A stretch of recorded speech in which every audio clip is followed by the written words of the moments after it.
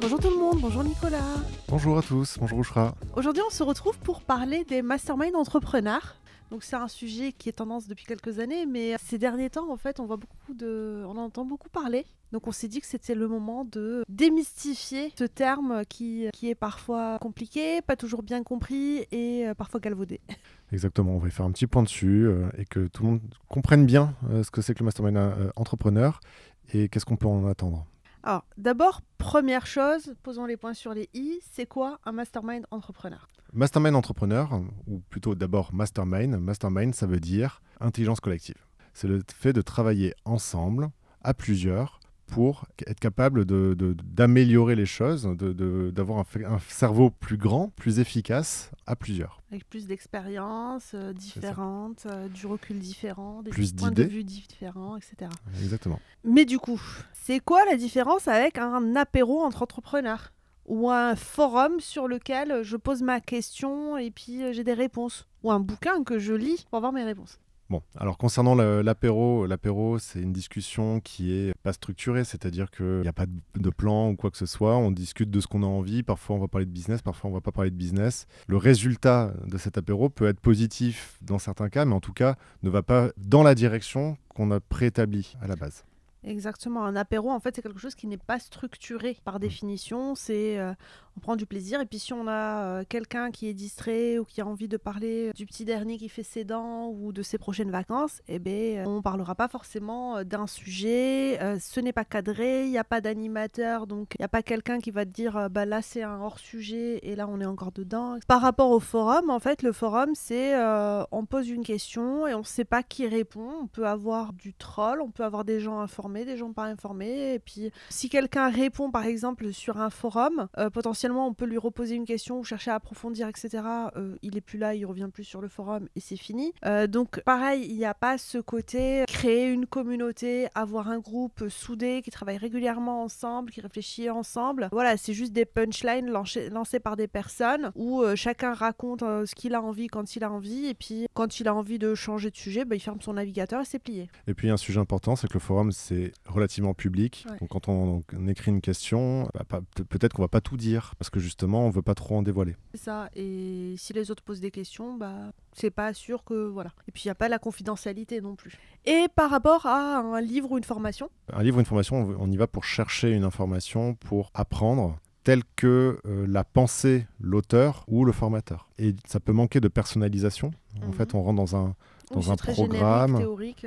ou dans une pédagogie, exactement. Alors que le mastermind a pour but justement d'être ultra personnalisé, de répondre à la question précise de la personne. Et également, on obtient la réponse directement. On n'a pas besoin de lire plusieurs livres pour trouver la solution et faire soi-même concaténation de tout ce qu'on a lu. Ou alors, on n'a pas besoin de faire plusieurs formations pour effectivement trouver enfin la solution à notre question. Tout à fait. Du coup, cela étant dit, on a défini ce que c'était qu'un mastermind, donc on a dit que c'était de l'intelligence collective, que c'était pas un apéro, un forum ou un livre ou une formation, on va chercher de l'information. Donc à quoi ça ressemble en fait un mastermind ? Qu'est-ce que je m'attends dans un mastermind ? J'ai entendu répondre à des questions, mais il n'y a pas que ça. Mais il y a ça dans quel contexte ? Tu peux nous en dire plus ? Eh bien, un mastermind, en réalité, c'est un moment où, entre entrepreneurs, justement, entre pairs, on va soumettre une problématique et on va demander et utiliser l'intelligence collective pour y répondre. Donc tout le monde soumet des problématiques ? Tout le monde n'est pas obligé de soumettre une problématique. Bien sûr, ceux qui s'inscrivent dans un mastermind, c'est qu'ils ont des problématiques. Ils n'ont pas forcément envie de faire que résoudre les problématiques des autres. Donc logiquement, je dirais que oui, la plupart du temps, tout le monde a des problématiques et les soumet. Mais pas forcément à chaque session, évidemment, parce qu'il y a différents formats de mastermind, plus ou moins longs, qui font qu'on ne va pas forcément à chaque session avoir des réponses à sa problématique. Mais lorsque c'est à notre tour d'exprimer une problématique, à ce moment-là, ce qui se passe, c'est qu'il va y avoir un temps d'échange, un temps de travail commun.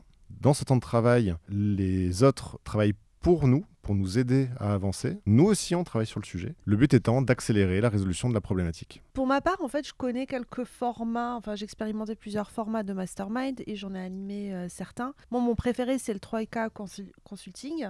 que en fait c'est des tours de table à peu près une trentaine de minutes, donc 3 par groupe de 3.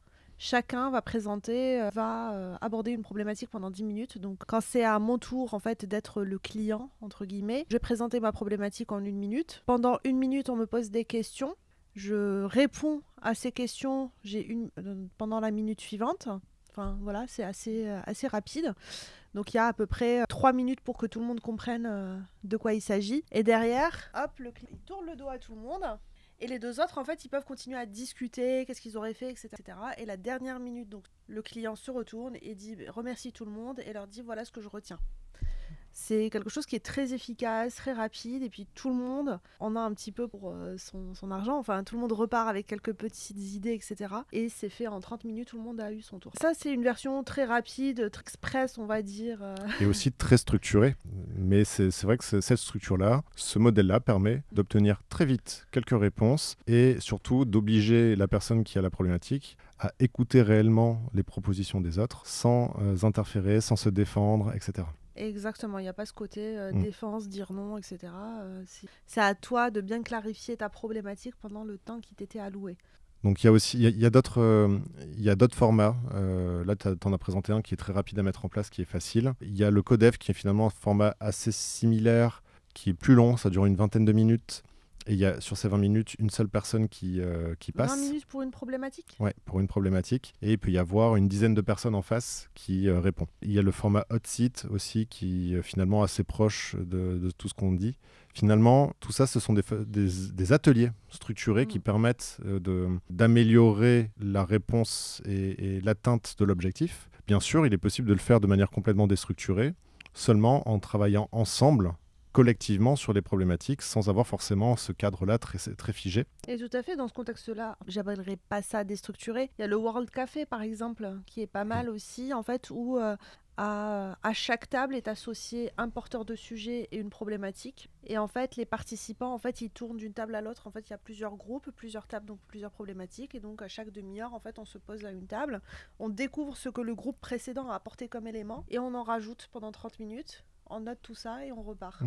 Et donc, en fait, le porteur du sujet est celui qui va raconter un peu ce qui s'est dit d'une session à l'autre, d'un groupe à l'autre. Et il y a finalement le format où c'est un animateur ou un présentateur qui arrive, qui va faire une présentation d'une vingtaine de minutes ou une trentaine de minutes sur une thématique, par exemple l'IA ou j'en sais rien moi, les finances, la comptabilité, peu importe. Il va faire une présentation de quelque chose et derrière, en fait, il va y avoir une table ronde où les gens discutent sur le sujet. Exactement.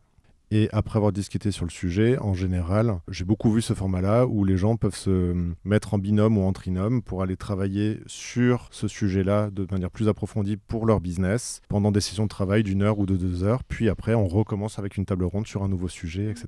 Tout à fait. Comment choisir son mastermind ou qui participe à un mastermind plus globalement ?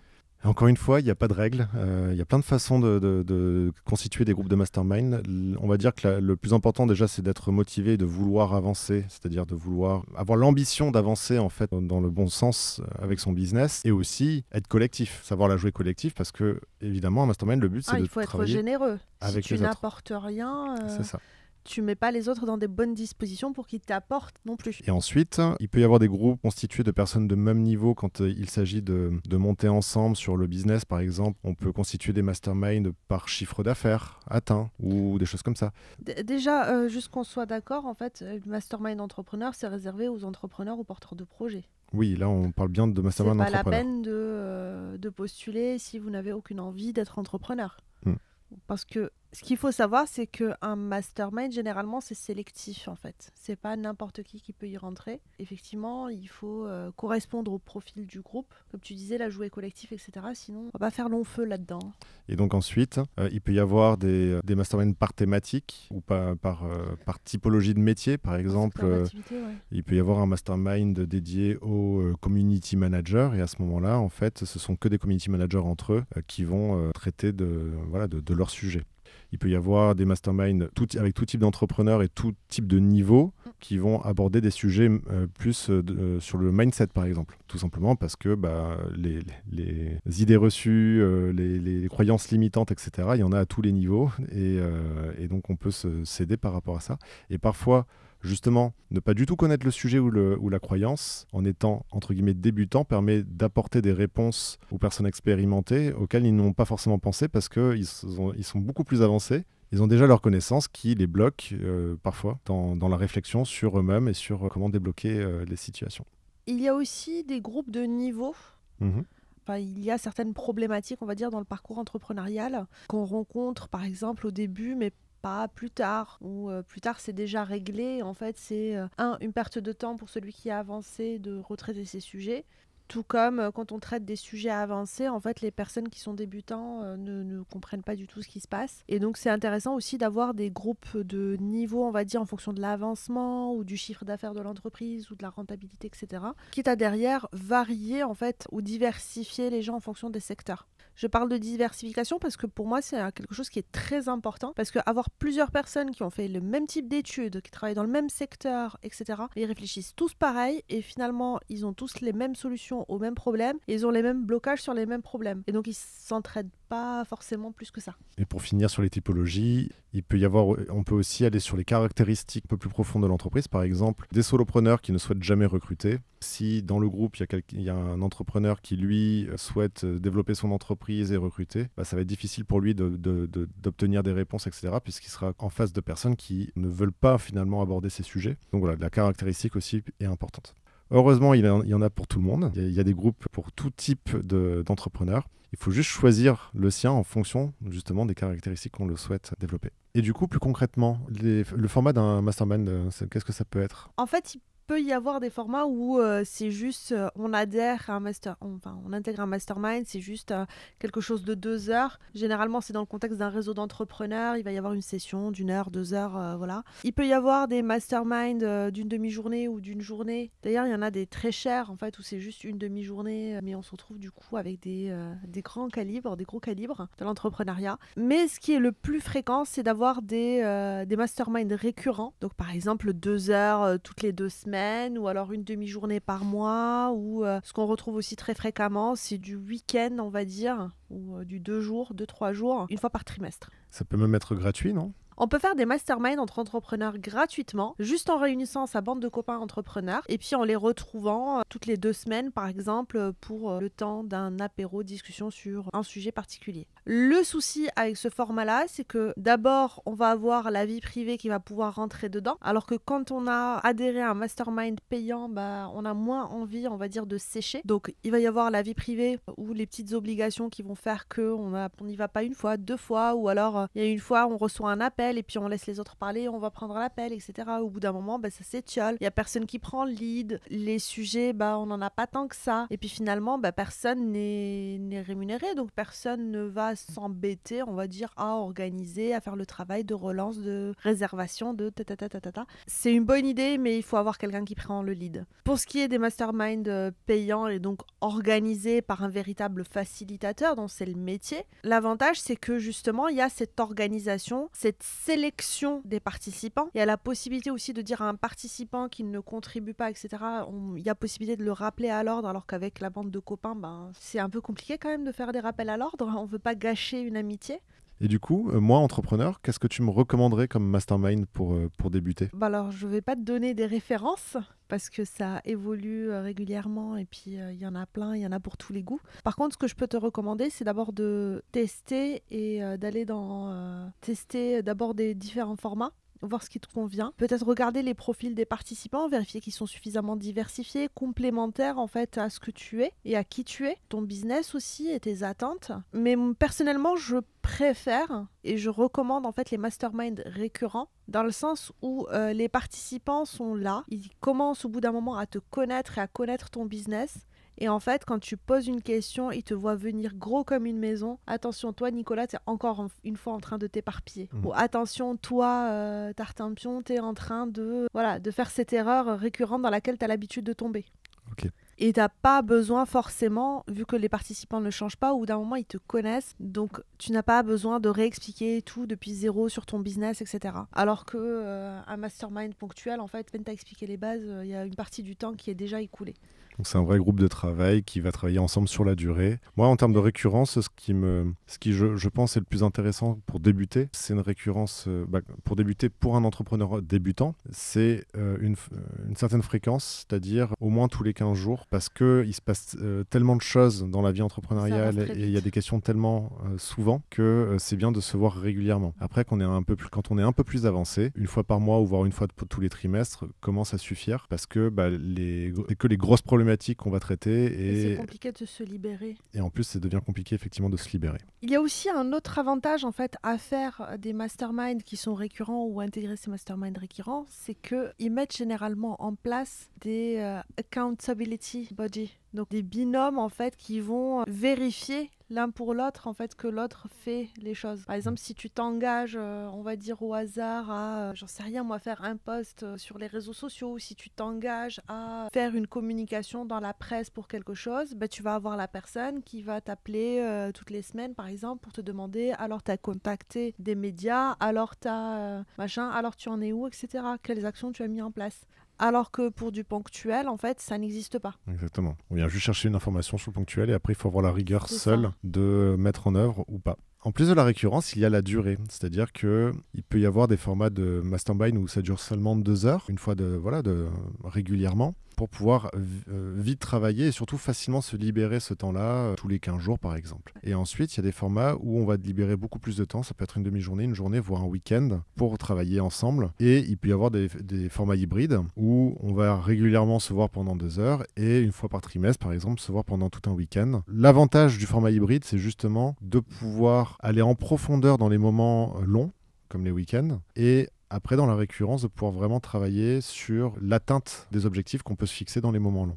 Tout à fait, c'est un bon format à mon avis. Après, c'est sympa les week-ends parce que ça permet de tisser du lien, ce que ne permettent pas forcément, surtout quand c'est en distanciel, par exemple, on se connecte à la visio, on fait l'échange et puis on se déconnecte. Quand c'est en présentiel, on a au moins le temps de parfois déjeuner ou prendre un café ensemble avant ou après. Les week-ends, ça a quand même cet avantage, généralement, c'est dans des cadres qui sont agréables entre les sessions et on peut aller se poser dans le salon de l'hôtel ou dans un parc ou dans le jardin ou peu importe, faire des choses et mieux se connaître quoi.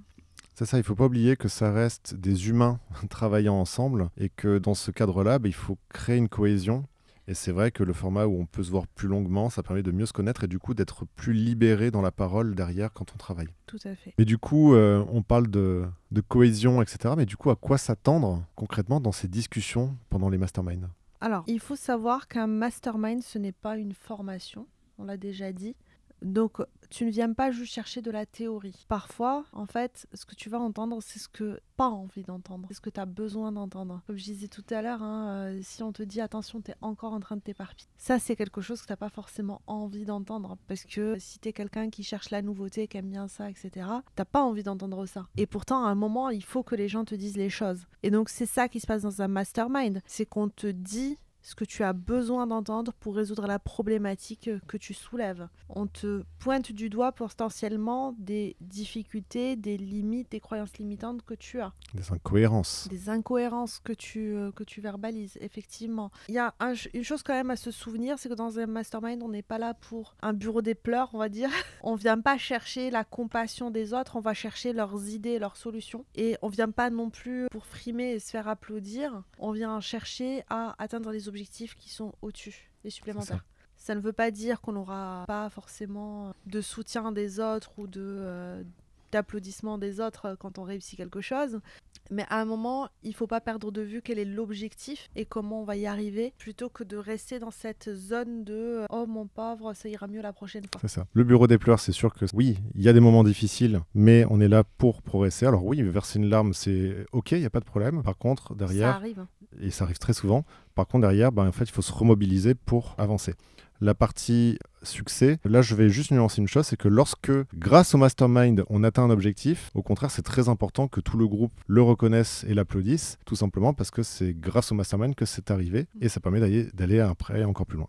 Et donc c'est ça qui permet d'avancer. Ce n'est pas de la complaisance. On ne vient pas juste te donner de la théorie, parce que la théorie tu la trouves dans des bouquins, dans des formations. Tu viens vraiment chercher ce qui fonctionne pour toi. Et il faut être ok pour entendre ces choses-là.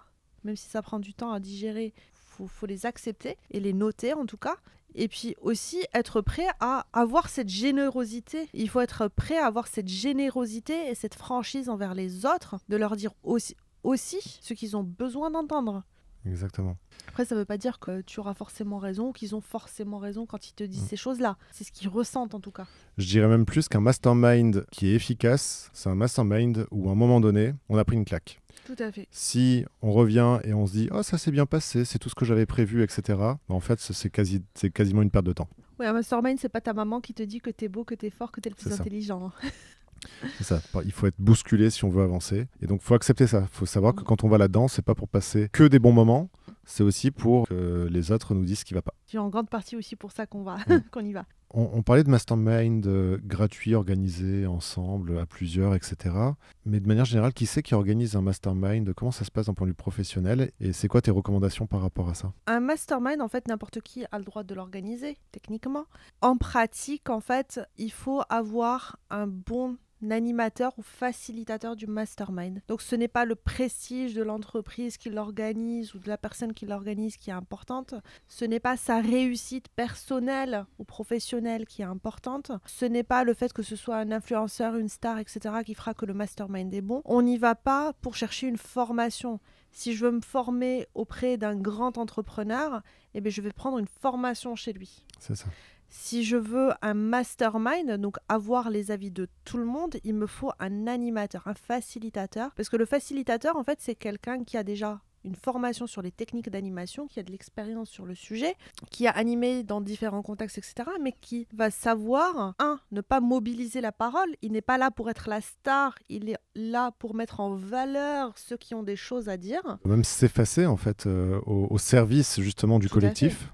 Il s'efface au service du collectif, mais il est capable aussi de recadrer, par exemple, s'il y a des dérives, des digressions, etc. Enfin, s'il y a un comportement inapproprié. Voilà, ça, un bon animateur, un bon facilitateur est capable de le faire. Un entrepreneur star, par exemple, n'est pas du tout formé à ça. Il est formé à... Enfin, ce qu'il sait faire, c'est parler de son expérience. Or, dans un mastermind, en fait, ce que je viens chercher, c'est ma solution pour mon problème à moi, pour ma personnalité à moi. Pas savoir ce que...